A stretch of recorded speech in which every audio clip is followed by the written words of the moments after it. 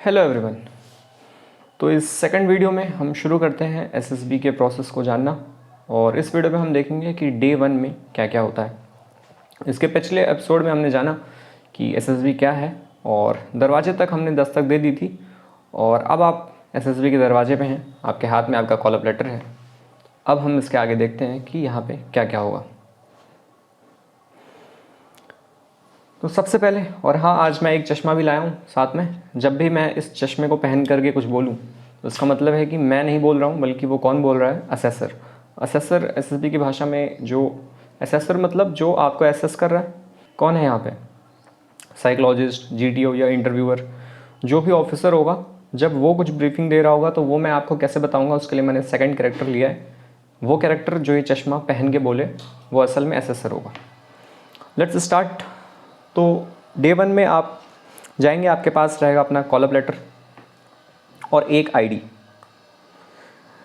आपकी आधार या फिर जो भी हो, इसके थ्रू आपको गेट के अंदर आपको एंट्री दे दी जाएगी।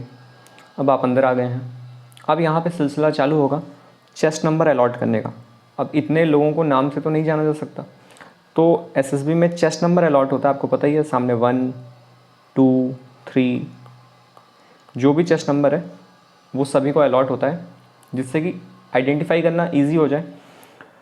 और साथ ही साथ चलता है आपका प्रोसेस ब्रेकफास्ट का। तो उसके बाद यहाँ पे अब चेस्ट नंबर कैसे अलॉट करेंगे वो उन पे होता है। कई बार क्या होता है, सबको एक साथ पहले चेस्ट नंबर अलॉट कर दिया और उसके बाद आपको ब्रेकफास्ट कराया। कहीं कहीं क्या होता है, ब्रेकफास्ट करा रहे हैं रिपीटर्स को और फ्रेशर को चेस्ट नंबर दे रहे हैं। जब तक फ्रेशर जाएंगे ब्रेकफास्ट के लिए, तब तक वो आ जाएंगे और उनको चेस्ट नंबर दे देंगे। कई बार क्या होता है कि ये पहले एक साथ होता है कि सभी को चेस्ट नंबर दे दिया, वो वहीं पे होता है। चेस्ट नंबर अलॉट होने के लिए सबसे पहले क्या करते हैं कि 3 ग्रुप्स में बांटे होते हैं। पहला फ्रेशर, दूसरा स्क्रीन आउट और तीसरे में आते हैं रिपीटर्स। फ्रेशर्स वो लोग हैं irrespective of the entry. Fresher वो लोग हैं जो एसएसबी आज पहली बार आ रहे हैं, इससे पहले उन्होंने कोई भी एसएसबी इंटरव्यू नहीं दिया है। वो सारे एक लाइन में खड़े होंगे। सेकंड नंबर पे आते हैं screen out candidates. Screen out मतलब जो एसएसबी गए तो हैं लेकिन वो पहले ही दिन स्क्रीन आउट हो गए हैं। तीसरे में आते हैं वो कैंडिडेट्स जो रिपीटर हैं, जिन्होंने अपने जीवन में कोई भी एंट्री के थ्रू कभी भी एक बार भी अगर एसएसबी अटेंड की है, full SSB that is 5 days process, तो वो रिपीटर कहलाएंगे। इसमें कई लोगों को कन्फ्यूज़न होती है कि इसमें खड़े हों या इसमें खड़े हों। मान लीजिए एक बंदा है, वो पहले स्क्रीन आउट हो गया था, फिर वो स्क्रीन इन हो गया, यानी अब वो रिपीटर बन गया, फिर वो स्क्रीन आउट हो गया और अब वो इस एसएसबी में आया है जिस एसएसबी की हम बात कर रहे हैं। तो अब वो इस एसएसबी में आया जिस एसएसबी की हम बात कर रहे हैं, तो वो किस में खड़ा होगा? जाहिर सी बात है वो एक रिपीटर है, क्योंकि उसने अपने जीवन काल में कभी ना कभी एक बार एसएसबी पूरी प्रोसेस देख चुका है। उसके पिछले अटेम्प्ट से मतलब नहीं है कि पिछली बार वो क्या हुआ था। तो यानी कि ये शख्स क्या है, एक रिपीटर है और रिपीटर के लाइन में खड़ा हो जाएगा। कुछ स्क्रीन आउट वाले बेचारे रिपीटर में खड़े हो जाते हैं।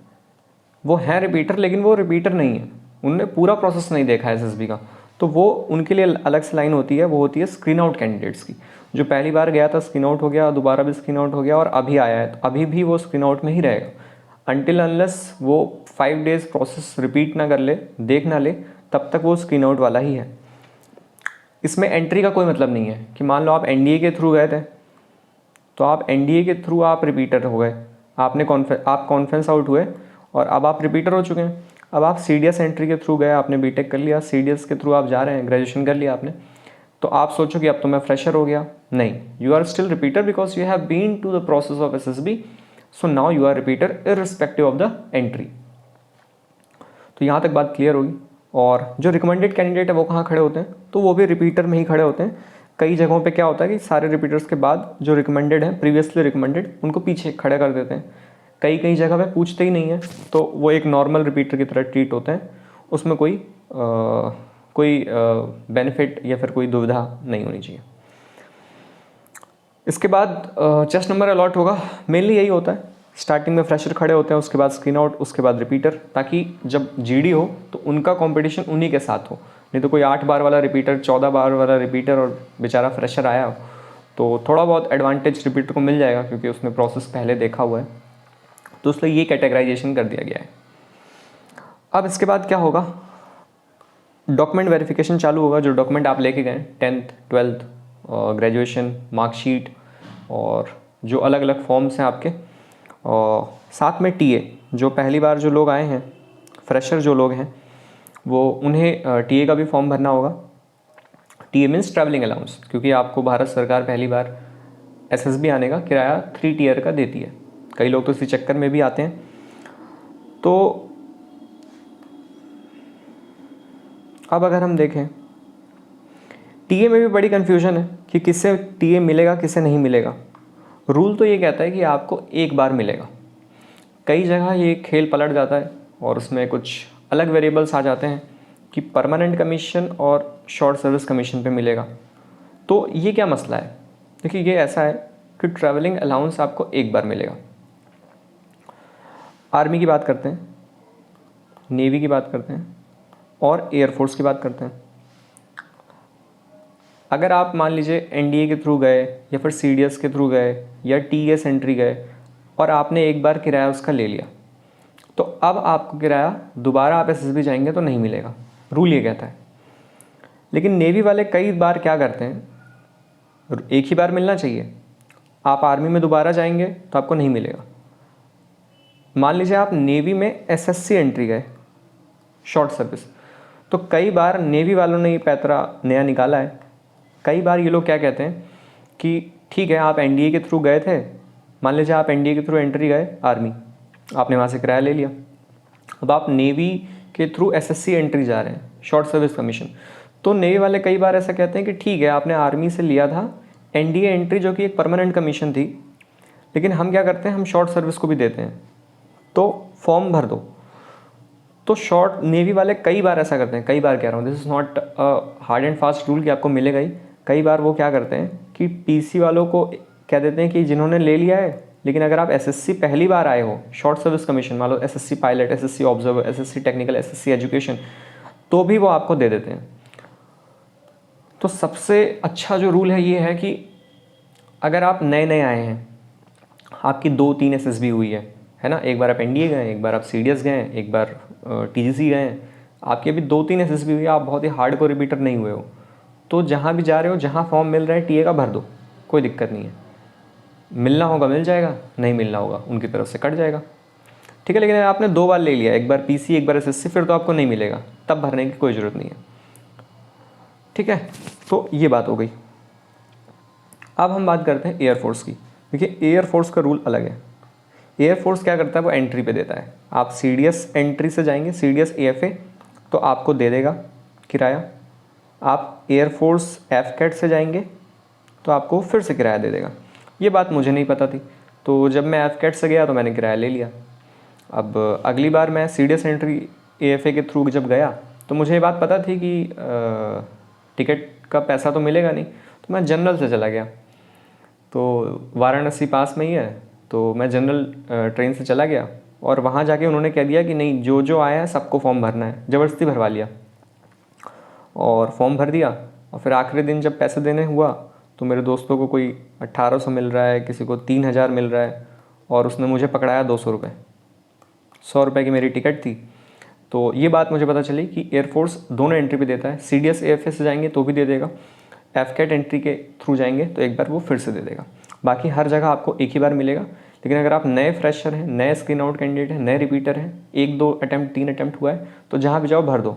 लेकिन आप हार्ड कोर हो गए हो, 8 अटैम्प्ट 10 अटैम्प्ट 12 अटैम्प्ट 14 अटैम्प्ट, तो ऐसे ही फेंक देगा, बोलेगा ये पुराने हैं, इनको हटाओ। तो अभी आपका सब कुछ हो गया, नाश्ता हो गया, चेस्ट नंबर अलॉट हो गया और आपका डॉक्यूमेंट वेरिफिकेशन हो गया। डॉक्यूमेंट वेरिफिकेशन एयरफोर्स वाले कई बार क्या करते हैं कि स्क्रीनिंग के बाद करते हैं, क्योंकि स्क्रीनिंग के बाद बचेंगे 30, 35, 60 लोग, केवल उन्हीं का डॉक्यूमेंट देखेंगे। वहीं आर्मी और नेवी वाले क्या करते हैं, वो एकदम शुरू से चलते हैं, सबका डॉक्यूमेंट 10th 12th देखेंगे, उसके बाद स्क्रीनिंग की प्रोसेस चालू करेंगे। यहाँ तक अभी आपकी एसएसबी चालू नहीं हुई, अभी सिर्फ तामझाम चल रहा है। तो अब हम इसके आगे चालू करते हैं। अब नाश्ता हो गया, आप बड़े से हॉल में बैठे हुए हैं और अब यहाँ पे आपका चालू होगा स्टेज 1। स्टेज 1 जो कि हमने पहले ही देखा, इसमें 2 प्रोसेस है। पहला है OIR that is officers intelligence rating, और दूसरा है PPDT। मान लेते हैं 300 लोग हैं हॉल में बैठे हुए हैं। अब OIR का टेस्ट होगा। OIR मैंने पहले ही बताया था, ये क्या है, एक वर्बल और नॉन वर्बल रीजनिंग का टेस्ट है। इसमें क्या होता है, बुकलेट होती है। तो मान लो ये आपका रूम है, यहाँ पे ऐसे सारे लोग बैठे हुए हैं, 2 रो 2 रो 2 रो, ठीक है। तो यहाँ हमें इन्हें एक वर्बल की करानी है और इन्हें एक नॉन वर्बल की करानी है टेस्टिंग। तो ये क्या करते हैं कि वर्बल वाली शीट यहाँ इस वाले लाइन को बांट देते हैं, लाइन A को, और नॉन वर्बल वाली लाइन B को। पूरे लाइन A के जो बच्चे हैं उनके पास कौन सी शीट है, वर्बल की, और B वाले के पास कौन सी शीट है, नॉन वर्बल की। ठीक ऐसे इनके पास कौन सी है, वर्बल वाली है, इनके पास कौन सी है, नॉन वर्बल। वर्बल और नॉन वर्बल। अब OIR में कितने क्वेश्चन होंगे और कितना टाइम अलॉटमेंट है, ये सेंटर टू सेंटर डिफर करता है, लेकिन एक नॉर्मली अगर कहें तो 20 to 25 मिनट्स मिलते हैं आपको। और किसी में 50 क्वेश्चन होते हैं, किसी में 40 क्वेश्चन होते हैं, है ना। अलग अलग डिफ़िकल्टी लेवल पे भी है। इसको बनाता कौन है, DIPR बनाता है, DRDO के अंतर्गत। तो क्वेश्चंस कोई बहुत बड़े नहीं होते हैं, उसमें बेसिक क्वेश्चन होते हैं। OIR के क्वेश्चन क्या है वो शायद अलग वीडियो में देख लें। तो OIR बेसिकली थोड़े से जंबल वर्ड्स होते हैं, थोड़े से मैथ्स होते हैं, कि अगर प्लस को हम माइनस कह दें या माइनस को इनटू कह दें तो बताओ इसकी वैल्यू क्या होगी, है ना। प्लस की जगह माइनस एज्यूम कर लेना, डिवाइड की जगह इनटू एज्यूम कर लेना, सॉल्व कर लेना। कुछ जंबल वर्ड्स आते हैं, थोड़ी सी कुछ इंग्लिश की चीज़ें आती हैं। तो ये एक वर्बल होता है और एक नॉन वर्बल होता है। इसमें आपको क्यूब के क्वेश्चन आ जाएंगे, थोड़े से डायरेक्शन के क्वेश्चन आ जाएंगे, नॉन वर्बल हो जाएगा, मतलब थोड़ा रीजनिंग की तरह। तो सबसे पहले टेस्टिंग होगी ग्रुप, एक साथ वो टाइमर ऑन कर देगा। तो यानी कि रो नहीं, ये तो कॉलम है, कॉलम 1 वर्बल सॉल्व कर रहा है और कॉलम B अभी नॉन वर्बल सॉल्व कर रहा है। 25 मिनट के अंतर्गत आपका जो पहला टेस्टिंग है वो हो चुका है। अब वो क्या करेगा, जो असेसर होगा वो आपको खड़ा कर देगा और बोलेगा ग्रुप A वाले ग्रुप B से एक्सचेंज कर लो, और आपको नई शीट दे देगा। क्योंकि अब अगली बार 25 मिनट का फिर से टाइम स्लॉट लगेगा, और अब A वालों का नॉन वर्बल की टेस्टिंग और B वालों की वर्बल की टेस्टिंग हो रही होगी। 25 मिनट बीत जाएंगे और आपका OIR टेस्ट दोनों खत्म हो जाएगा। शायद बात यहाँ तक क्लियर है। इसके पहले एक और चीज़ बतानी छूट गई। 2 टेस्ट हैं OIR के, वर्बल नॉन वर्बल, लेकिन इसके पहले वो एक और शीट बांटते हैं जिसको कहते हैं illustration set. Illustration set verbal में कैसे किस टाइप के क्वेश्चन है और नॉन वर्बल में किस टाइप के क्वेश्चन है, इससे आपको बखूबी रूबरू करा सकें, इसके लिए एक पतली सी बुक बनाई है इलस्ट्रेशन सेट नाम से, प्रैक्टिस कह लो। उसमें क्या है, 7-8 क्वेश्चन होते हैं, 2-3 क्वेश्चन वर्बल के, 4-5 क्वेश्चन नॉन वर्बल के, ताकि आपको पता चल जाए कि किस तरीके के क्वेश्चन है, किस तरीके से OMR भरना होता है। प्रैक्टिस सेट समझ सकते हैं इसे। तो वर्बल नॉन वर्बल बांटने से पहले क्या करते हैं, ये इलस्ट्रेशन शीट सभी को बांटते हैं और आपको थोड़ा सा बताते हैं, साथ में सॉल्व करवाते हैं कि ऐसी सी बात है। 3 मिनट 4 मिनट 5 मिनट का एक काम है, ताकि आप इससे रूबरू हो जाएं। और उसके बाद इलस्ट्रेशन सेट वापस ले लेते हैं और वर्बल नॉन वर्बल की शीट बांट दी जाती है, और वही होता है जो अभी मैंने बताया। एक और चीज़ है, जो कुछ बच्चे जो आगे बैठे रहते हैं रो के, वो डिफ़िकल्टी फेस करते हैं कि वहाँ पे वो कहते हैं कि अब जैसे आपको OMR बांटनी है या फिर बुकलेट बांटनी है। मान लीजिए इसमें 10 लोग हैं, ठीक है, 10 लोग हैं, लंबाई बनाता हूँ, ठीक है। यहाँ पे 10 लोग हैं, 1 से लेके 10, इस कॉलम में भी 10, इस कॉलम में भी 10। तो वो 10 की 10 शीट जो है वो यहाँ पे ला के रख देते हैं, पहले बंदे को दे देते हैं, और वो कहते हैं take 1 pass the rest. I repeat, take 1 pass the rest. कुछ बच्चे कंफ्यूज हो जाते हैं बेचारे कि मतलब क्या कह रहे हैं। वो क्या कह रहे हैं कि 10 शीट पहले शख्स के पास आई, वो कहते हैं टेक 1, एक उसके पास हो गई, पास द रेस्ट, बाकी 9 कहाँ चलेगी, पीछे वाले के पास। अब सेकंड कैंडिडेट के पास 9 है, उसने भी एक लिया, टेक 1 पास द रेस्ट। करते करते करते करते 10 के पास 10 शीट आ गई। तो यही वो कहते हैं, कई बार जो आगे वाले बच्चे हैं वो शायद फ्रेशर हैं या फिर नहीं समझ पाते हैं, इसलिए कंफ्यूज हो जाते हैं। ऐसे शीट मिलेगी, टेक 1 पास द रेस्ट, ठीक है। और क्या इशू आता है इसमें, हाँ अब मान लो आखिरी वाले तक नहीं पहुंचा तो उसे क्या करना है, हाथ खड़ा करना है, वो खुद ही पूछ लेगा हाँ भाई क्या बात हुई, तो बता देना sir I didn't get the booklet और the sheet the OMR, and वो आपको मिल जाएगी। कुछ लोग और चिल्लाते हैं कि अरे सर हमारे पास तो ज़्यादा शीट हो गई अब क्या करें, तो बोलता है ओके उसको पीछे रख दो, तो जिसके पास ज़्यादा शीट आ गई लास्ट वाले के पास वो पीछे वाले डेस्क पे रख देगा, कोई दिक्कत की बात है नहीं। तो यहाँ तक बात क्लियर हो गई और आपका वर्बल नॉन वर्बल की टेस्टिंग हो चुकी है। मैं अपनी तरफ से अगर कोई चीज़ कहूँ आपको तो देखिए कोचिंग इंडस्ट्री में तो यही चल रहा है कि practice OIR as much as you can, but from my personal point of view this is not of much importance in the screening process. OIR के जो मार्क्स होते हैं वो आपको मेरिट में ज़रूर ऐड होंगे, और जब आप स्टेज 2 की टेस्टिंग के लिए जाएंगे तो जो आपका PIQ फॉर्म है जो इंटरव्यूअर के पास होता है, जो साइकोलॉजिस्ट के पास होता है, उसमें सबसे ऊपर आपके OIR के मार्क्स या फिर रेटिंग लिखे होते हैं। OIR की रेटिंग 1 to 5 होती है, मतलब 1 मतलब एक्सेलेंट या फिर जो भी हो उनका, 1 to 5 OIR की रेटिंग होती है कि आपने मतलब आपकी रैंकिंग क्या है, समझ रहे हो ना, CGPA टाइप समझ लो, इतने मार्क्स मतलब OIR 1 है आपका, यानी बहुत अच्छा। पर for screening process this is not of much importance. I don't know why people on YouTube and others are focusing much more on OIR than required, and these are very basic question, बहुत ही छोटे question होते हैं। और कई जगह पे कुछ OIR थोड़े से टफ हो जाते हैं, लेकिन ये रिपीट भी होते रहते हैं तो इतना इशू नहीं है। And while solving the OIR test series the assessor will tell you not to mark, cut or put any point, any figure, any mark of ink on this booklet. You have to keep it clean, neat and return the same way. और ठीक है, आपकी OIR testing हो चुकी है। OIR testing कई बार officer ही कराता है और कई बार जो वहाँ के JCO हैं, जूनियर कमीशन ऑफिसर, जो उस्ताद कह देते हैं हम, वो या मार्ट साहब कह देते हैं, वो ही कराते हैं। और इसके बाद जो PPDT की टेस्टिंग है वो कराने के लिए आपके ऑफिसर आते हैं सबसे पहले। तो अब हम आगे शुरू करते हैं।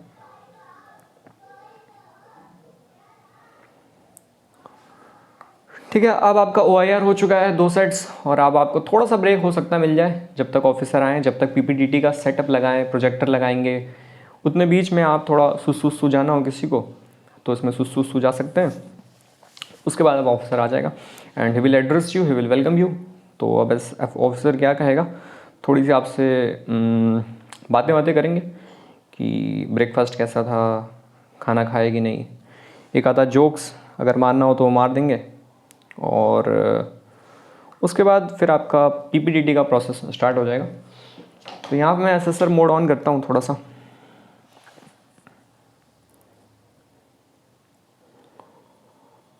और उसके बाद PPDT की ब्रीफिंग हो जाएगी। नहीं, मोड अभी नहीं स्टार्ट करता हूँ, मैं आपको पूरा PPDT करा देता हूँ फिर करता हूँ।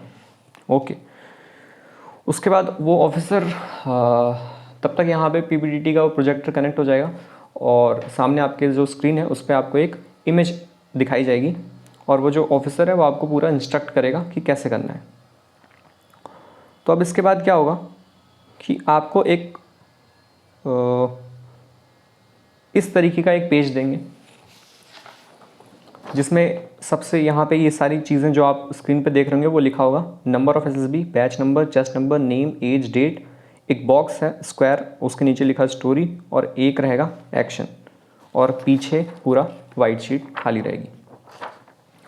अब क्या करना है आपको जो पिक्चर दिखाई जाएगी वो कैसी होगी, थोड़ी हेजी सी होगी, वो भी सेंटर टू सेंटर डिपेंड करता है, कहीं पे थोड़ी सी क्लियर आ जाती है और कहीं एकदम ब्लरी होती है, कि आप अपने हिसाब से परसेप्ट करें, अपने पास्ट एक्सपीरियंस से या फिर जो लाइफ आपने जिया है उसके अकॉर्डिंग आप इमेज को देख करके एक स्टोरी बनाएंगे।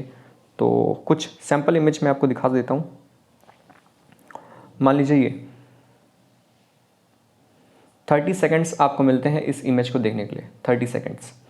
तो I recommend you to not to start writing immediately. Focus on the image for 30 seconds. Take a look on the background, on the characters. अब देखिए इसमें से शुरू में नहीं दिखेगा, लेकिन आप ध्यान से देखेंगे तो आपको दिखेगा कि एक कोई बीच में आदमी बोल रहा है और 5 लोग जो हैं वो नीचे बैठे हैं। तो इस तरीके की इमेज है। तो ये आप थोड़ा सा जब देखेंगे तो आपको ये दिख जाएगी। उसके बाद आपको क्या करना है, कुछ और सैम्पल इमेजेस हैं, ये देख लेते हैं, ये थोड़ी सी उससे क्लियर है।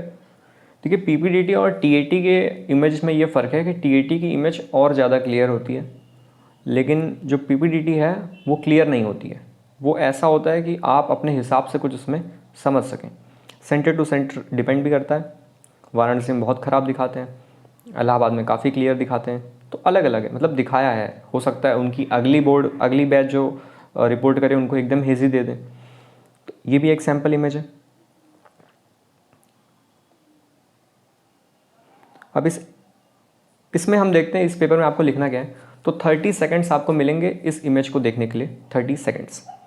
उसके बाद आपको 1 मिनट मिलेगा। सबसे पहले आपको ये भरना होगा नंबर ऑफ एसएसबी। ये मैंने पिछले वीडियो में बताया, नंबर मीन्स आपका कौन सा बोर्ड है। 18 एसएसबी इलाहाबाद मान लो। अटेम्प्ट कोई नहीं लिख के आएगा इसमें। बैच नंबर वो वहाँ आपको देंगे। बैच नंबर रोल नंबर नहीं होता है, बैच नंबर होता है कि उनके एसएसबी का। ये कुछ ऐसा होता है HC3859 मान लेते हैं, ठीक है, वो आपको बताएंगे।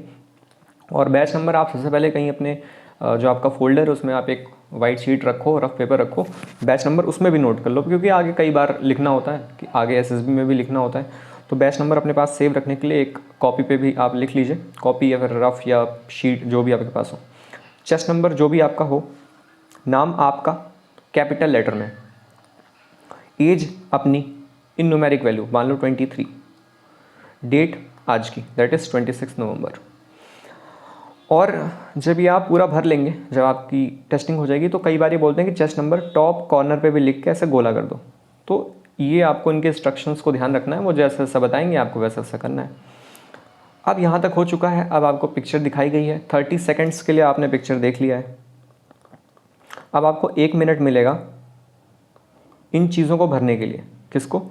इस स्क्वायर बॉक्स को और एक्शन ऑफ द स्टोरी को। 30 सेकेंड्स तक आपने देखा।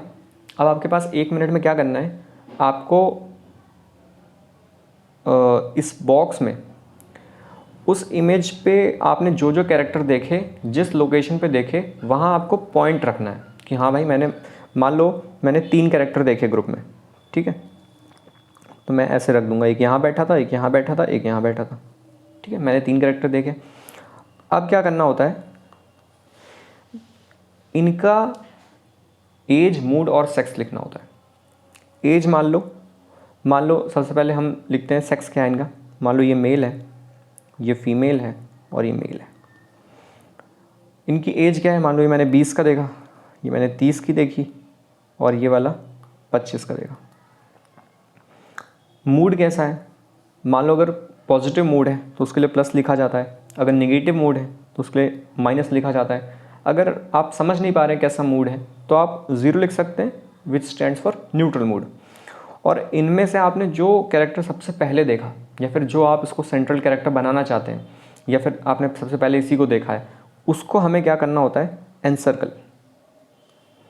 ठीक है, तो बात यहाँ से क्लियर हो गई कि इसमें मैंने 3 देखे, तीनों का सेक्स ये है, तीनों की एज ये है, तीनों का मूड ये है, और किसको मैंने पहले देखा है उसको मैंने एनसर्कल कर दिया है। इतना ही काम करना होता है। अब कुछ यहाँ पे कुछ लोग पैतरा आजमाते हैं, वो कहते हैं कि उस शख्स की, सेंट्रल कैरेक्टर की एज वही लिखो जितनी एज तुम्हारी है। ठीक है, ऐसा कोई रूल नहीं है, हालांकि एस्पिरेंट्स ऐसा करते हैं। ठीक है, 25 के हो तो 30 लिख दो, जो दिख रहा है वो लिखो, मैं तो यही रिकमेंड करूँगा। अगर कोई बूढ़ा आदमी दिख रहा है तो 50 लिख दो। कुछ लोग ये भी करते हैं कि हमेशा सभी को पॉजिटिव ही दिखाते हैं। कोई आदमी डूब रहा हो और उसको दिखा दिए कि तुम पॉजिटिव मूड में हो, तो ऐसा नहीं करना है यार। अगर आपको दिख रहा हो कि यार डूब रहा है बेचारा, नेगेटिव मूड में, तो उसको नेगेटिव लिखो, शर्माओ मत।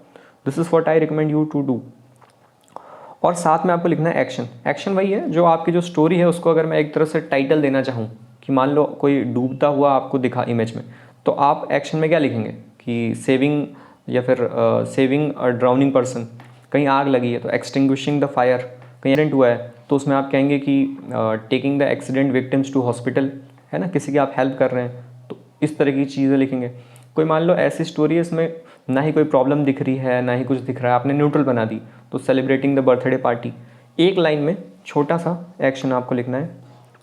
तो इस बॉक्स को और इस एक्शन को लिखने के लिए आपको जो टाइम मिलता है वो है 1 मिनट का। और यहाँ से आप अब चालू करेंगे अपनी स्टोरी लिखना, जिसके लिए आपको टाइम मिलता है 4 मिनट्स। ये वाला प्रोसेस कंटिन्यूअस में होता है, ऐसा नहीं है कि आपको बेल बजाएगा कि 30 सेकंड्स के लिए आप कर लो। अब हाँ, रिंग कई बार कर देते हैं। 30 सेकंड्स के लिए आपके पास इमेज आएगी, 30 सेकंड्स के बाद वो चली जाएगी। फिर आप लिखने लगेंगे 1 मिनट तक, 1 मिनट के बाद फिर वो बजाएगा, पर आपको भूल जाना है, आपको ये लिखना है। मान लो आपने 50 सेकंड में लिख लिया, तो अब आप स्टोरी लिखने लगो, ठीक है। यानी कि टोटल 5 मिनट मिल रहे हैं आपको। 4 minute for the story, 1 minute for taking down the notes in this square box as well as writing the action. अगर आपके पास जगह कम पड़ जाए तो आप पीछे वाली साइड में लिख सकते हैं। ब्लू या ब्लैक पेन यूज़ करना है। लैंग्वेज इंग्लिश होनी चाहिए। कहीं अगर आप स्टक कर जाएं, 1-2 वर्ड ना आए, जैसे एक बार मेरे पास हुआ था, हल नहीं आ रहा था मेरे को, हल शायद प्लग कहते हैं या हो कहते हैं, तो उस टाइम मैंने हल लिख दिया था। तो जहाँ आप स्टक कर जाएं वहाँ आप हिंदी का वर्ड यूज़ कर सकते हैं। HAL हल लिख दीजिए, ऐसे कर दो। तो ये सारी चीज़ें आपको करनी है। उसके बाद सभी की जो वो है शीट वो जमा कर ली जाएगी, और जमा नहीं करेंगे, अभी आप ही के पास रहेगा, कहीं कहीं जमा भी कर लेते हैं, और आपको बाहर खड़ा कर देंगे। और अब आपको ग्रुप में डिवाइड कर देंगे। मान लो 300 लोग हैं, तो हो सकता है 15-15 के ग्रुप में आपको डिवाइड कर दें, या फिर मान लो 50 लोग हो तो 10-10 के ग्रुप में आपको डिवाइड कर दें। अब इनका आपका नरेशन और ग्रुप डिस्कशन होगा। तो उससे पहले हम अगर एसेसर के वॉइस में हम, या फिर मैं आपको थोड़ी और इमेजेस दिखाना चाहता था, तो थोड़ी और इमेज देख सकते हैं। जैसे कि ये देखिए, इसमें कुछ यहाँ पे दिख रहा है, हो सकता है ये आग हो। आपको बैकग्राउंड देखना ज़्यादा ज़रूरी है कि ये कहाँ का सिचुएशन है। अब कोई इसको अगर 5 स्टार होटल बोल दे तो वो तो गलत बात हुआ, ये तो घर लग रहा है, तो इसलिए बैकग्राउंड देखना भी ज़रूरी। तो इमेज बेसिकली 2 तरीके के हैं। एक तो ऐसा है कि जिसमें आपको प्रॉब्लम साफ साफ दिखाई दे दे कि भाई एक डूब रहा है, एक जगह आग लगी है, एक जगह ये बात हुई है। तो जहाँ प्रॉब्लम आपको सेम दिख रही है, तो वहाँ हर शख्स की स्टोरी लगभग सेम बनेगी, है ना, सभी की तो सेम बनेगी। तो वहीं दूसरी ओर एक और तरह की इमेज आती है, जैसे ये, इसमें प्रॉब्लम नहीं है, इसमें है कि तुम्हारी इमेजिनेशन से तुम क्या परसेप्ट कर रहे हो। आपकी जिस तरीके से लाइफ रही है, अगर आप इस तरीके की लाइफ में रहे हैं तो आपको वैसा ही कुछ दिखेगा, रिलेटेबल कंटेंट, और आप वैसी स्टोरी बनाएंगे। वहीं किसी और की लाइफ किसी और तरीके से जिया है उसने वो कुछ और देखेगा अपनी अपनी इमेजिनेशन से। तो यहाँ पे जो इस तरीके की इमेज होती है, इसमें जब हम स्टोरी देखेंगे तो हर किसी की स्टोरी लगभग अलग बनेगी। कोई कह रहा है नदी थी, और कोई कहेगा कि यहाँ हाथी था, कोई कहेगा यहाँ तो खेत है। तो बड़ा मज़ा आता है इसमें। तो ये देखिए, ये थोड़ी और क्लियर इमेज है ऐसी, हालांकि टैट में आती है, लेकिन ये भी हो सकता है। तो देखिए, इसमें भी हालांकि कुछ दिख नहीं रहा है। एक पीछे आपको बैकग्राउंड एज्यूम करना है, तो बैकग्राउंड में आप क्या देख सकते हैं कि ये एक लाइब्रेरी है। बात यहाँ तक क्लियर हो गई। अब अगर कोई स्टोरी ये बना रहा है, आउट ऑफ द कॉन्टेक्स्ट बना रहा है, मान लो कोई बोले कि ये प्लेग्राउंड है और 3 बच्चे उसमें कुर्सी डाल के पढ़ रहे थे, तो ये तो ख़राब स्टोरी हो गई ना। इसीलिए बैकग्राउंड इंपॉर्टेंट है कि भाई ये लाइब्रेरी है। अब लाइब्रेरी में बनाओ, क्या बना सकते हो। मान लो मैंने इसको देखा या फिर इसको देखा, तो ये बच्चा गया और इसने देखा कि 3-4 लोग और बाहर खड़े हैं, क्योंकि लाइब्रेरी में एक ही कंप्यूटर है। तो फिर उसने बात की हेड से कि सर ऐसा ऐसा है कि कंप्यूटर और लगवा दो। तो फिर उसने 3 कंप्यूटर, ये जो खाली जगह था यहाँ पे, और इंस्टॉल करवा दिया, जिससे कि बच्चों को आसानी हो गई। ऐसे करके कोई भी हम अच्छी स्टोरी बना सकते हैं, या फिर और कोई थॉट आपके पास आए तो वो भी बना सकते हैं। ये तो PPTT की बात हो गई। तो अब अगर हम एसेसर के स्टाइल में देखें, तो अब मैं एसेसर के मूड में आ गया हूँ। तो सबसे पहले जब OIR आपका ख़त्म हो चुका है और अब आप बैठे हैं, PPTT आपका शुरू नहीं हुआ है, तो एसेसर आके थोड़ी सी आपसे चिट चैट करेगा। तो हम शुरू करते हैं assessor. Okay gentleman, I welcome you all to the on the behalf of the commandant 4 AFSB Varanasi, and you have done with your OIR test. Okay, so you have your breakfast. Okay, so what was it? Okay, sandwich. Okay, how much you take? 1, only 1. तब तक पीछे से कुछ लोग कहेंगे sir 2. Okay, some bloody chaps have 2 sandwiches also. Okay, nice, all fit and fine, and everyone ready for the next testing? बोलो यार, yes sir, yes sir. Okay. So, gentlemen, once again, I welcome you all to on the behalf of the Commandant 4 FSB Varanasi, and we have done with the OIR testing, and now we are moving to the second part of the testing, that is PPDT, which stands for Picture Perception and Discussion Test, and it has further divided into two groups, that is Picture Perception. So, on this hall, we are going to have a first module of this test, that is Picture Perception, and then we will move out and we will divide you into the groups, and we'll have the second part of the test, that is the discussion test. So projector is ready. Okay, so in the picture perception test, so gentlemen, everyone have got this sheet. Okay, so now you have to be with me and be careful, be attentive. So on the left hand side, left top, you will have a number of SSB where you have to write the board number, that is 18 SSB Allahabad. The second is batch number, and your batch number is HCS 3859. The third thing is chest number. Chest number is the number which we are wearing right now. And write your name. Write your name in a block letters. Block letters means the capital letters. Age, write your age in numeric value. Write 23 or 24 or 25, whatever it is. And the last thing is date. Write today's date, that is 26th of November 2022. Okay, gentlemen, you also have a square box on the left side, and action written right over it, and a story written bottom of the box. Gentlemen, when the picture will be shown to you, you have to mark the location of the characters which you will be seeing in the picture in this square box. You are also supposed to write the age, sex and mood of the characters, and also encircle the first character which you have seen in the picture. Gentlemen, if the person you have seen is male, write M. If you have seen the person as a female, write F. And if you are not able to identify the gender of the person, you can write P. P stands for person. Then write the age of the character in the numerical value. After that, write the mood of the character. If you think he is in a positive mood, write plus. If you think he is in negative mood, write minus. And if you are not able to identify the mood of the person, you can write 0, which stands for neutral mood. After that, gentlemen, you will be given a 1 minute, and in this 1 minute you are also supposed to write the action of the story. After that, you will be given a 4 minutes to write a story. You can write the story here, and if you find that the space provided is not sufficient for you, you can use the reverse side of the page also. Gentlemen, while writing the story, keep 3 things in mind: what led to the situation, what is going on, and what will be the possible outcome. Very aware that you are not supposed to describe the picture, but you are supposed to write a story revolving around the characters and their actions. Feel free to define their emotions, characters, or the actions taken by the characters without having any fear of the beauty of the expression. This is not a test of your English, this is a test of your imagination. The language to be used is English. In case you got stuck, you can use a word of Hindi or two. And try to complete your story within time. In case you are not able to complete the story on time, don't panic. We will allow you to speak your full story during the narration part. In case you have any queries, you can ask me right now, or once the testing procedure starts, I can't help you. तो इस तरीके की briefing देने के बाद अब आपकी testing शुरू हो जाएगी, और वही सब होगा जो अभी तक मैंने आपको बता दिया है. अब यहाँ से आपकी जो पिक्चर परसेप्शन है वो हो चुका है. अब आपकी शीट, अब आप बाहर आ गए हैं. 15-15 का ग्रुप बन गया है. चलो मान लो 10-10 का ग्रुप मान लेते हैं. बनता ज़्यादा का ही है, वो डिपेंड करता है कितने बच्चों ने रिपोर्टिंग की है. तो अभी क्या है, अब आपको कई जगह पे ये एक साथ चलता है. मैं पेन ले लेता हूँ. अब ये जो है, जो नरेशन और डिस्कशन है वो कई रूम पे चलता है. मान लो यहाँ पे भी चल रहा है, इस रूम में भी चल रहा है, इस रूम में भी चल रहा है. आप लोगों को यहाँ खड़ा कर दिया है,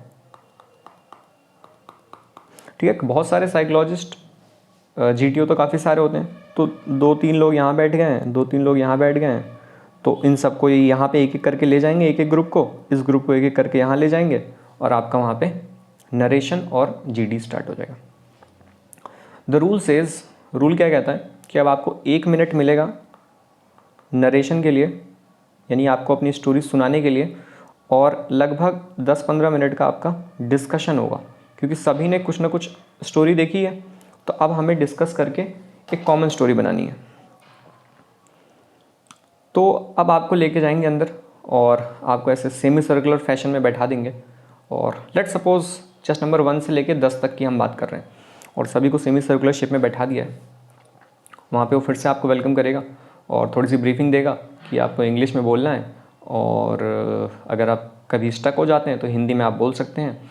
आपको अपना नरेशन शॉर्ट और क्रिस्प रखना है ताकि हम जल्दी से चीज़ें कंप्लीट कर पाएँ। और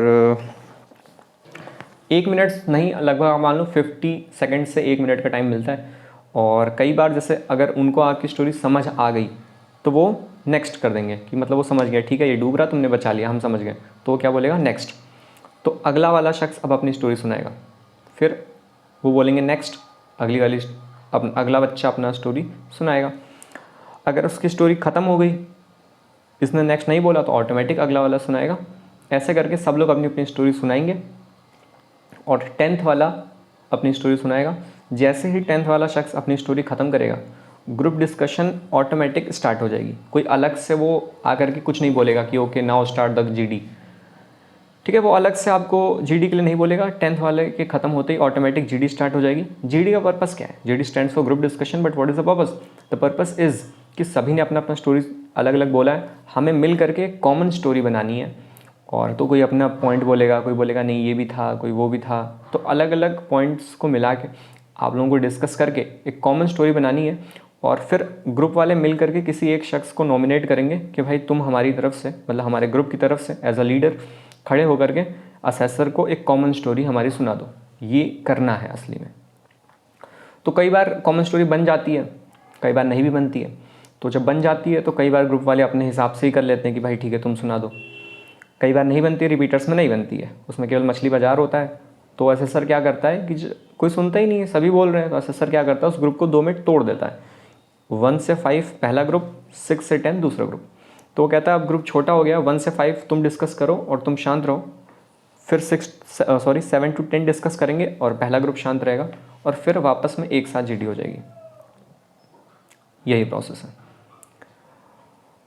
तो जो चेस्ट नंबर 1 है वो जब अपनी नरेशन स्टार्ट करे तो थोड़ा सा उसमें क्या होता है कि कई बार हमें सांस वाँस की भी दिक्कत हो जाती है। मान लो सही से तुमने वो नहीं किया तो हम बोलेंगे कुछ और सांस का जो रेजोनेंस है वो बिगड़ जाता है, तो फिर पूरी स्टोरी गड़बड़ जाती है। जैसे कि मान लो sir in this picture I have seen girls, कभी कभी ऐसा हो जाता है। जैसे अभी मैं कैसे बोल रहा हूँ, मेरी सांस से मेरी आवाज़ सब सिंक में, कोई दिक्कत नहीं है, पर कई बार वहाँ ऐसा हो जाता है। सिर्फ आप ही के साथ नहीं, सभी के साथ हो जाता है। तो उसमें कोई इशू नहीं है, किसी तरीके से अच्छे से, किसी तरीके से नहीं, अच्छे से अपनी स्टोरी को प्रेजेंट करना है। नरेशन एक बहुत ही पावरफुल है, एक अच्छी स्टोरी, एक अच्छा नरेशन।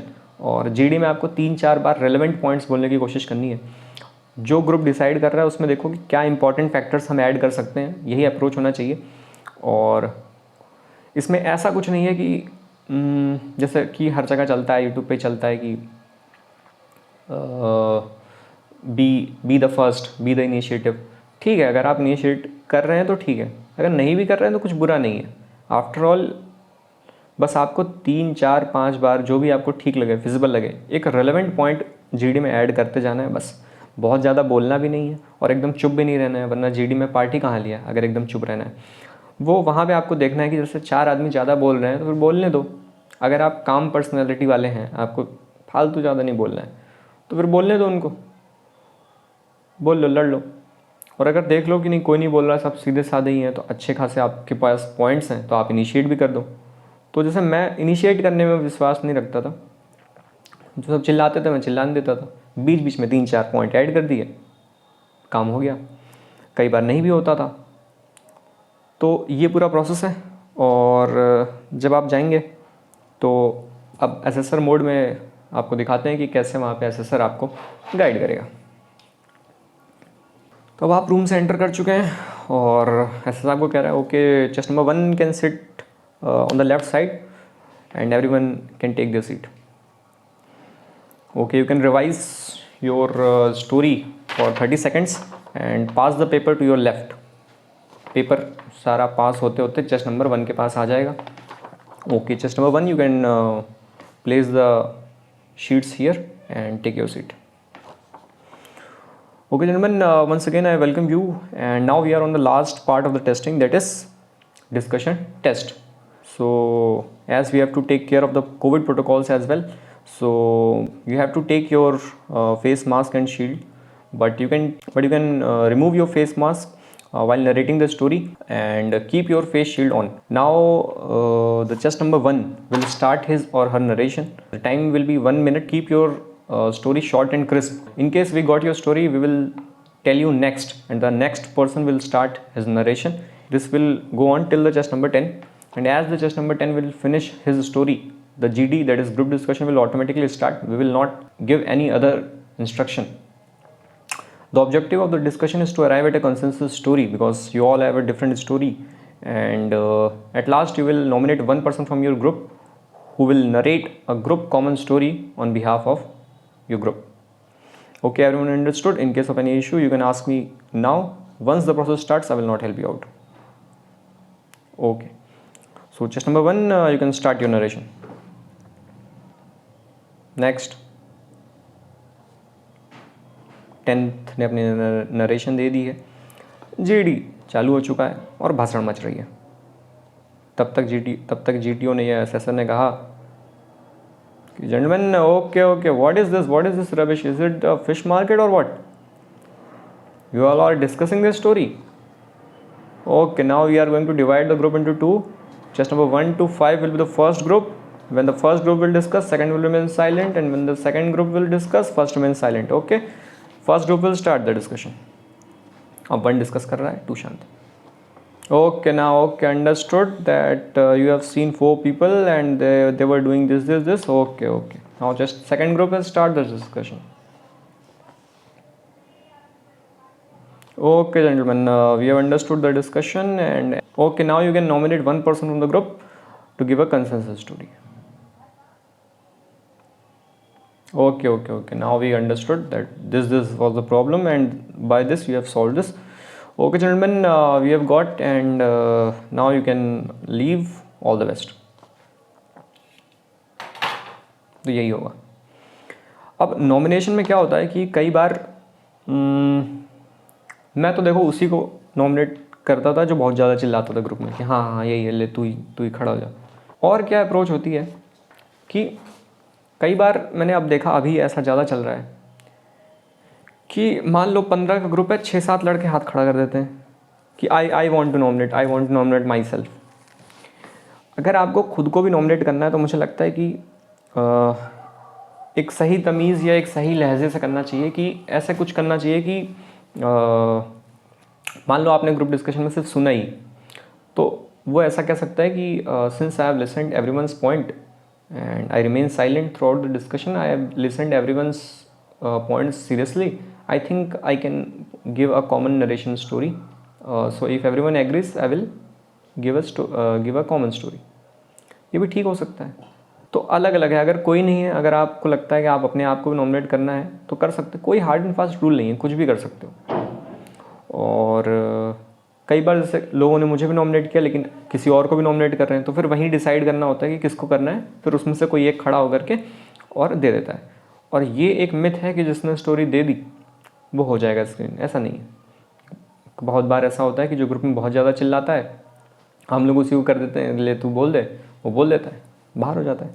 तो ऐसा कुछ नहीं है. कि जो कोशिश ज़रूर करनी है, अगर आपने ग्रुप में अच्छे से जीडी में पार्टिसिपेट किया है तो लोग खुद ही आपको नॉमिनेट कर देंगे कि भाई your points were relevant and you can give a common consensus story on the behalf of the group. अगर आपको मौका मिले तो नरेट कर देना. अगर आप खुद को भी नॉमिनेट करना चाहते हैं तो एक लहजे से बताएं कि इफ़ एवरीवन एग्रीज तो मैं करूं. ये भी ठीक हो सकता है.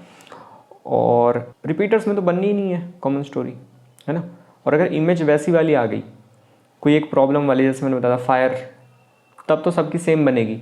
लेकिन अगर कोई वैसी आ गई जिसमें आपको अपनी इमेजिनेशन से सोचनी है तो उसमें कंसेंसस स्टोरी नहीं बन पाती है और वो बात वहीं तक ख़त्म हो जाती है। उसके बाद अब आपको वो ले जाएंगे, अब आप बाहर आ जाएंगे और लंच करेंगे, सब लोग अपना अपना लंच करेंगे। लंच के बाद वापस से आप उसी हॉल में आएंगे जहाँ से आपने अपना प्रोसेस चालू किया था, और अब वक्त हो चला है रिज़ल्ट का। और खाना, हाँ, अगर आप पहली बार गए हैं एसएसबी, पहली दूसरी बार तीसरी बार, तो आपको खाने में बड़ा ही मज़ा आएगा और आप तारीफ़ करते फिरेंगे हर जगह कि एसएसबी का खाना भाई साहब। जैसे जैसे आप रिपीटर होते जाएंगे तो आप कहेंगे ठीक है, ऐसा कुछ नहीं है, ठीक है खाना। मतलब वो जो तारीफ़ आप पहले किया करते थे उतना आप नहीं करेंगे, बाकी ठीक है। यहाँ मैं सभी को लेके चल रहा हूँ। तो अब वक्त हो चला है रिज़ल्ट का, और एसेसर एक पिंक कलर की फ़ाइल लेकर आएगा और वो आपसे थोड़ी सी बातें करेगा और रिज़ल्ट सुना देगा। रिज़ल्ट के बाद 20-30 लोग जो भी स्क्रीन इन हुए हैं वो रहेंगे और बाकी लोग अपने घर की ओर रवाना हो जाएंगे। तो उसको भी देखते हैं कैसे होगा। और जो स्क्रीन इन हो जाएंगे फिर उनको शाम में पूरे डॉक्यूमेंट्स वगैरह के काम होंगे और अगले दिन से उनका डे 2 चालू हो जाएगा। तो अब एसेसर जब फाइल लेकर आएगा तो वो बुलाएंगे जिनका जो इन हो गए उनका चेस्ट नंबर बुलाएंगे। आपको खड़े होना है, अपना नाम बताना है और डेट ऑफ बर्थ बताना है फॉर द वेरिफिकेशन। फिर आप उनके सामने आएंगे और यहाँ पे आपको चेस्ट नंबर लेना है और आप उधर खड़े हो जाएंगे। सारे लोगों का ऐसा हो जाएगा और वो रैंडम ऑर्डर्स में बुलाएंगे। ऐसा नहीं है कि 1 फिर 6 फिर 10, वो हो सकता है बोले 121 फिर 2 6 8। वो ऐसा करते हैं ताकि उनका ग्रुप बना रहे, है ना, टेस्टिंग के लिए। कि जैसे पूरे फ्रेशर हैं, फिर मान लो रिपीटर में 4 बच गए थे, 4 ग्रुप उन्होंने बनाना है, 4 रिपीटर एक्स्ट्रा बच गए थे तो एक इसमें डाल दिया, इसलिए जो लास्ट का रोल नंबर है वो कई बार आगे आ जाता है पहले ग्रुप में। तो वो रैंडम ऑर्डर में बुलाएंगे, बस यही मान लो। तो एसेसर मोड में आपको ये दिखा देता हूँ और आज की वीडियो यहीं ख़त्म हो जाएगी। तो अभी आपकी टेस्टिंग हो चुकी है, आप खाना खा के आ चुके हैं और आप बैठे हैं हॉल में, और ऑफिसर एसेसर जो है वो आपसे पूछेगा कि okay gentleman, so you all have done with your testing procedure and you all had your lunch. Okay. Does it suffice? Okay. Anyone left with the lunch? No sir. Okay, now it's time for the result, and now I'm going to announce the chest number of the candidates who have make it to the stage 1, and they will remain here for the next 4 days of the testing with us, and the rest of you can go back to your home. So those who will remain here for the next few days, there are few instructions for you guys as well that we will be looking after. Okay, so I am going to call the chest number now, so please be attentive. It will be in a random order. So chest number 2 9 126 and last 69.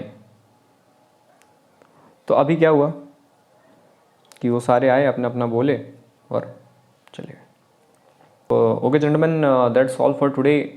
These are the candidates who have made it to the stage 2, and you all can take your luggage and go back to your home, and you can think where you lagged, do the introspection where you lagged, what was the issue in your performance, and you can come back again with better performance if you think that armed forces is the only career option for you. Okay, all the best gentlemen.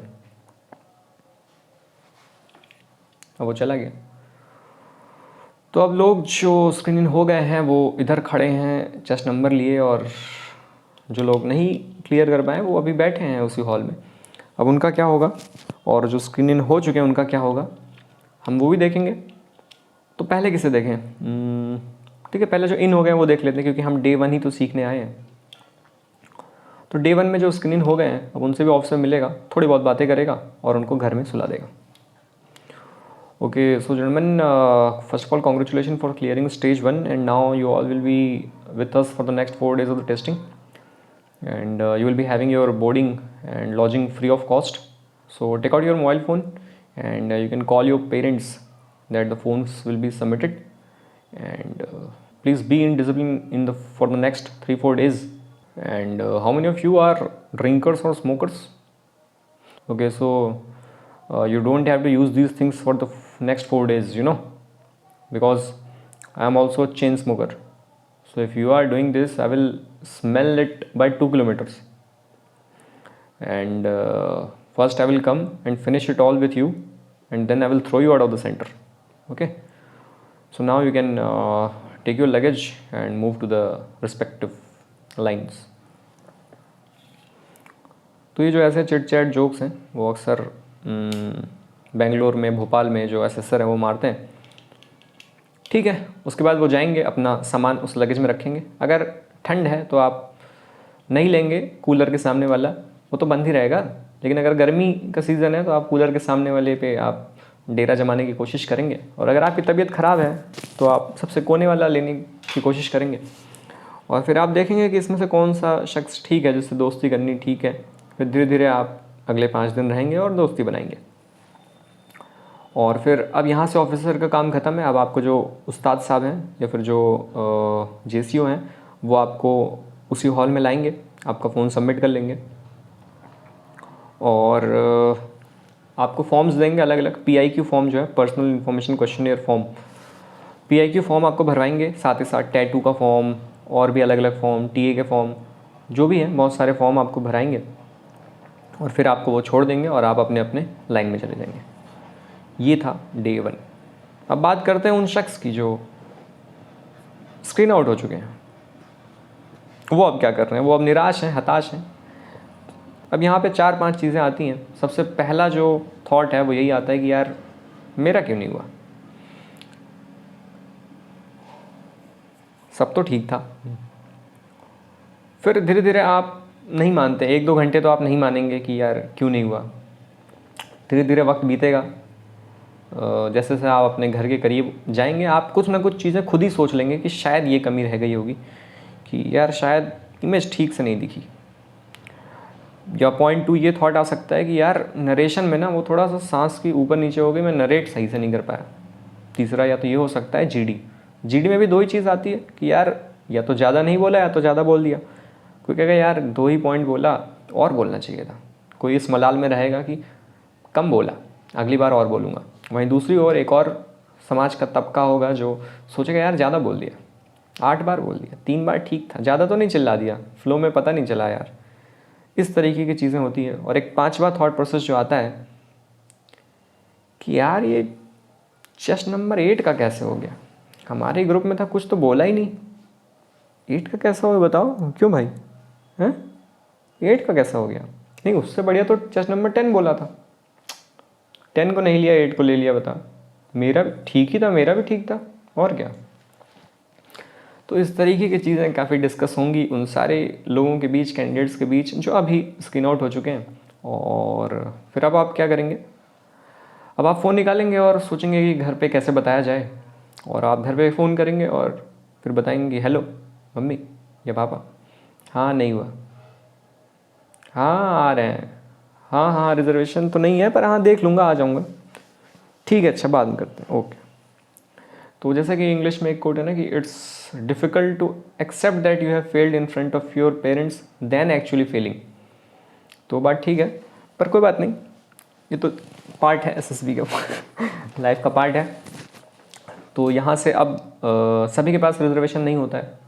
जो fresher हैं वो तो बस इसी mood से आए रहते हैं कि यार किराया तो दोनों साइड का मिल रहा है और अब तो स्क्रीन आउट हो गए, अब क्या करेंगे। फिर अब लोग आपस में साथी ढूंढेंगे कि भाई कोई यूपी बिहार वाले ढूंढेंगे कि भाई कोई यूपी से है, पंजाब वाले कहेंगे जी वीरे के तो दी पंजाब सी चले हैगी जी, और हरियाणा वाले कहेंगे कि कोई हरियाणा के है के। तो अपने अपने साथी ढूंढ करके जो दिल्ली की ओर ट्रेन जा रही है उसमें सभी लोग जाएंगे, अपने अपने घर को पहुंचने वाले होंगे। और उसमें से भी अब जो स्क्रीन आउट जो लोग हुए उसमें से कुछ लोग सिर्फ और सिर्फ घूमने आए थे, SSB देखने आए थे, क्योंकि पहली बार का किराया फ्री मिलता है। कुछ लोग हैं जो काफ़ी मेहनत किए थे लेकिन फिर भी नहीं हुआ, तो वो थोड़ा दुखी रहेंगे कुछ दिन कि यार बहुत मेहनत किया था नहीं हुआ। वो फिर से आएंगे SSB और इंट्रोस्पेक्शन करेंगे और फिर से आएंगे। वो सोचेंगे वही चीज़, 5 चीज़ें सोचेंगे जो अभी कुछ देर पहले मैंने डिस्कस किया था कि मैं कैसे ठीक कर सकता हूँ अपने आप को। They will work on their English, their story and many things. तो ये सारी चीज़ें हैं और इस तरीके से स्क्रीन आउट वाले घर की ओर पहुँच चुके हैं और स्क्रीनिंग वाले उस रूम में सो रहे हैं। अब रूम की अगर बात बताएं तो रूम की क्या बात बताएं, छोड़ो। हाँ, 4FSB Varanasi is the only centre where you will be having a AC in your accommodation. बाकी और कहीं AC नहीं है। और क्या बताने लायक चीज़ है कि हाँ, क्या करना चाहिए, तो मैं हमेशा यही रिकमेंड करूँगा, जैसे कि जो भी SSB जा रहा है उसको 3 टिकट करानी चाहिए। पहली जाने की, दूसरी सेम डे आने की, और तीसरी कॉन्फ्रेंस की। अगर आप स्क्रीन आउट होते हैं तो ये वाली टिकट यूज़ में आ जाएगी। 5 दिन है, आराम से कैंसिल कर लो, है ना। उस दिन की थोड़े रात के कराओ, 10 बजे, 11 बजे, 12 बजे की। और अगर आप स्क्रीन इन हो गए तो ये वाली टिकट आप किसी को दे भी सकते हैं, इतने बच्चे स्क्रीन आउट हुए हैं। और या फिर खुद ही कैंसिल कर सकते हैं, फ़ोन मिल जाता है, IRCTC में गए, कैंसिल कर दिए, रिफ़ंड आ गया। और कॉन्फ्रेंस वाले दिन आपकी कॉन्फ्रेंस हो गया, आप कॉन्फ्रेंस आउट हुए तो भी यूज़ हो जाएगा। तो ये सबसे ठीक स्ट्रेटजी है कि टिकट 3 करा के जाएँ, है ना। लेकिन अगर आपको बहुत अच्छी एंट्रीज हैं, आप बहुत कॉन्फिडेंट है कि हो ही जाऊँगा, जैसे CDS एंट्री है, CDS AFS, CDS एंट्री में आपको पता है कि यार हो जाऊँगा, बस थोड़ा नरेशन देना है अच्छे से, तो आप स्क्रीन आउट की मत कराओ। लेकिन आप टेक एंट्री में जा रहे हो, TS है, TGC है, SSC टेक है, जहाँ दबा के स्क्रीन आउट है, तो वहाँ आपको 3 टिकट ज़्यादा ठीक है। और GD के लिए मैं क्या रिकमेंड करना चाहूँगा कि स्पीक रेलेवेंट। जैसे हम अपने दोस्तों के साथ क्या डिस्कस करते हैं, ये जो मैं करता था मैं ये बता रहा हूँ, है ना। ऐसा करके मैं कई बार इन हुआ हूँ, कई बार आउट हुआ हूँ, है ना। तो जो मुझे सबसे ठीक लगता है कि 3-4 बार जो भी नीड लगे, 2-3 बच्चे जब बोल लें उसके बाद तुम भी बोल दो एक पॉइंट क्या बोलना है। अगर जो चीज़ें डिस्कस हो रही है उसमें कोई वैल्यू ऐड कर दो।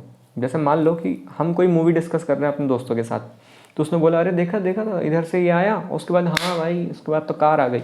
मैंने क्या किया, वो जो कह रहा था उसमें जो चीज़ की रिक्वायरमेंट थी कि हाँ कार भी आई थी, तू तो भूल ही गया, तो मैंने उसे बता दिया कार आ गई। तब तक वो कहता था देखा था कार के वो वाले हैंडल, देखा था टेढ़ी लगी थी।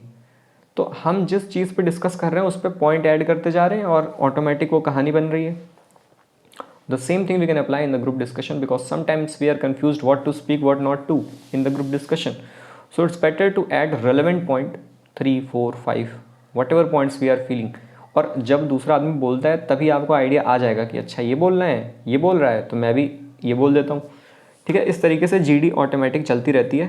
और don't be silent in GD, completely silent नहीं रहना है। और ऐसा भी नहीं है कि एकदम बोले ही जा रहे हैं, है ना, कि हम तो बोलने ही नहीं देंगे किसी को। तो इस तरीके से ये GD के लिए मैं ये रिकमेंड करूँगा। और OIR from my point of view is not at all important in the screening process. It's important for your merit and for the stage 2 testing, because PIQ वाला बता ही दिया था। कोई प्रैक्टिस की ज़रूरत नहीं है। स्क्रीनिंग सबसे ज़्यादा जो इम्पोर्टेंट है वो है एक अच्छी स्टोरी, एक अच्छा नरेशन, और GD में 3-4 दफ़ा बोल दो। ये चीज़ें मैं अपनी तरफ से जो मुझे बताना था मैंने बता दिया। और TA का क्या है, हाँ, जो बच्चे जो जाएंगे अभी जो स्क्रीन आउट वाले हुए हैं, वो कई बार तो ऑनलाइन ट्रांसफ़र होता है सेंटर्स पे, तो वो ऑटोमेटिक आपके अकाउंट में आ जाएगा। जैसे वाराणसी है, वहाँ पे क्या है, कैश देते हैं, तो सारे स्क्रीन आउट वाले लड़कों को लाइन से खड़ा कर देंगे, एक आदमी जाएगा वहाँ कुर्सी लगा के बैठा रहेगा, और जब तक आपकी स्क्रीनिंग की प्रोसेस हो रही थी तब तक आपका वहाँ पर डॉक्यूमेंट बन गया था TA वाला, ट्रैवलिंग अलाउंस वाला। तो अब आप आएंगे यहाँ पे साइन करेंगे कि भाई ये रहा 2500 रुपये मैंने ले लिया है, सामने सिर्फ साइन करना होगा, अमाउंट देखो, साइन करो, वो आपको कैश देगा, सूटकेस भर के लाएगा, और यहाँ से आगे निकल जाओ। तो ऐसे आपको TA भी मिल जाएगा। तो ये सारी चीज़ें थी जो Day 1 के लिए बतानी ज़रूरी थी। तो यहाँ पे आपका ख़त्म होता है Day 1। और उसके बाद फिर जो इन हो गए हैं उनसे कई बार पूछ भी लिया जाता है कि आप वेजिटेरियन हैं, नॉन वेजिटेरियन हैं, क्योंकि फिर वो इस हिसाब से बनाते हैं ना अंडे और कितना है। तो ये कई सेंटर पे पूछ लेते हैं, तो वो आपको वहाँ पे बता देना है। मेस में कई जगह पे रूल होता है कि सिर्फ कॉलर्ड वाली, ये वाली नहीं चलती, कॉलर्ड वाली T-शर्ट में ही आओ या तो फॉर्मल्स में आओ। तो SSB अगर जा रहे हो तो एक कॉलर्ड वाली T-शर्ट ले लेना, क्यों उनसे लड़ना मेस वालों से फालतू। हम 5 दिन के लिए गए, अपना काम करके आ जाओ, मतलब आओ मत जाओ, रिकमेंड होके आ जाओ, एक ही बात है ना। तो एक कॉलर्ड वाली T-शर्ट भी आपको ले जानी चाहिए ताकि वो वहाँ पे कोई लफड़ा ना करे। So this was all about Day 1। I hope आपको ये चीज़ें समझ आई होंगी। और कैसे लग रही ये जो सीरीज़ है आप कमेंट में बता दो यार। बाकी थैंक यू। Day 3 में हम मिलते हैं।